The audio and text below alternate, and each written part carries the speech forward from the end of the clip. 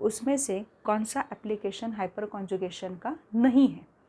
तो आप कहाँ पे टिक मार्क करके आओगे, स्टेबिलिटी ऑफ कार्ब अनायन हम डिसाइड नहीं कर सकते with the help of hyper conjugation. और ये यहाँ पे दिखाई दे रहा है, ये यहाँ पे दिखाई दे रहा है। हम यहाँ से स्टेबिलिटी एक्सप्लेन कर ही नहीं सकते, एक्चुअल में करेक्ट है ये, but if the situation converts like this, hydrogen जो है वो हाइड्रोजन रिप्लेस हो गए क्लोरीन के साथ, ठीक है। तो हाइड्रोजन अगर रिप्लेस हो गए क्लोरीन के साथ तो सिचुएशन बन सकती है कि कार्ब अनायन की स्टेबिलिटी हम एक्सप्लेन करें हाइपर कॉन्जुगेशन से। बट ये सिचुएशनल केस है, इसलिए मैंने कहा आपको कि इस केस को ऐसे याद रखो कि this is rarer, exceptional and situational case. If hydrogens of carbon were replaced by any of the electronegative more electronegative atom than carbon, then the case may happen, ठीक है। इस तरीके से आपको ये याद रखना है। So this is all about hyper conjugation. Hyper conjugation आपको बहुत अच्छे से समझ में आया होगा। हाइपर कॉन्जुगेशन को एक बार मैं फिर से रिवाइज़ कर रही हूँ, पॉइंट्स को रिवाइज़ कर रही हूँ, नोट डाउन करते जाओ। जिनके पॉइंट्स मिस हुए हैं प्लीज़ नोट डाउन करते जाओ। Hyperconjugation is permanent electronic effect. First point, hyperconjugation have delocalization of sigma electrons. Sigma electrons का delocalization वहाँ पे होगा। Third point, hyperconjugation is also said to be no bond resonance. वो अभी बताने की ज़रूरत नहीं है बिकॉज फ्री रेडिकल और कार्बोकेटाइन में काफ़ी बार मैंने एक्सप्लेन किया है कि why hyperconjugation is said to be no bond resonance.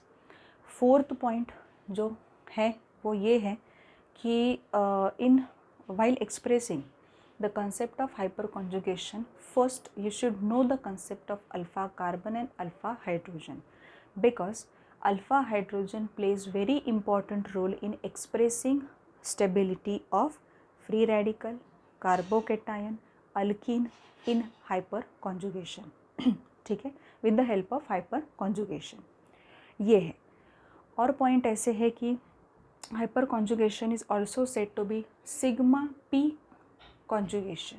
अब सिग्मा p क्यों? क्योंकि कार्बोकेटाइन का सोचो p ऑर्बिटल वैकेंट है, अगर फ्री रेडिकल का सोचो एक इलेक्ट्रॉन वहाँ पे अनपेड पड़ा हुआ है, अल्कीन में हम वो नहीं बोल सकते, ठीक है।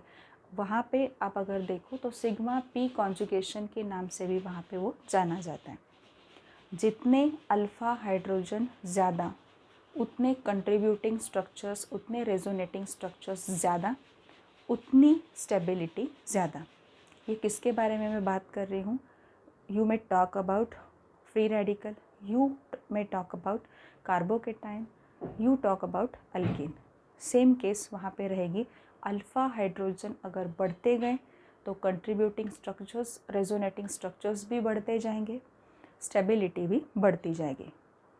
अल्कीन के केस में और एक पॉइंट मैंने एक्सप्लेन किया है, अगर आपको ऐसा सवाल पूछ लिया उन्होंने कि अल्कीन में ऐसे अल्कीन के स्ट्रक्चर दे दिए कि जहाँ पे अल्फ़ा हाइड्रोजन जो है वो सेम है, तो अल्फ़ा हाइड्रोजन अगर सेम है तो दूसरा पॉइंट कौन सा आपको कंसिडर करना पड़ेगा फॉर द स्टेबिलिटी एक्सप्लेन करने के लिए, ठीक है।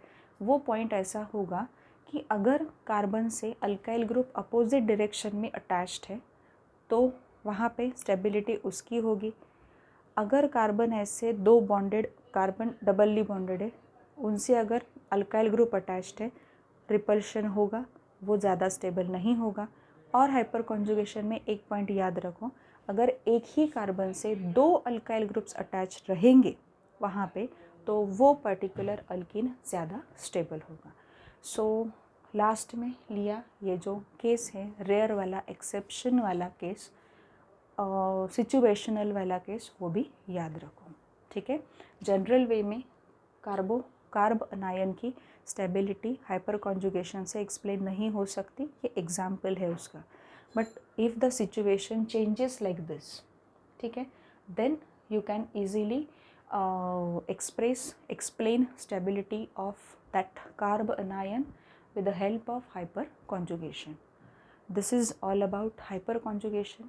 Next lecture जो होगा उसमें electromeric effect and some more examples of resonating structures, वो हम वहाँ पे देखेंगे। Thank you so much.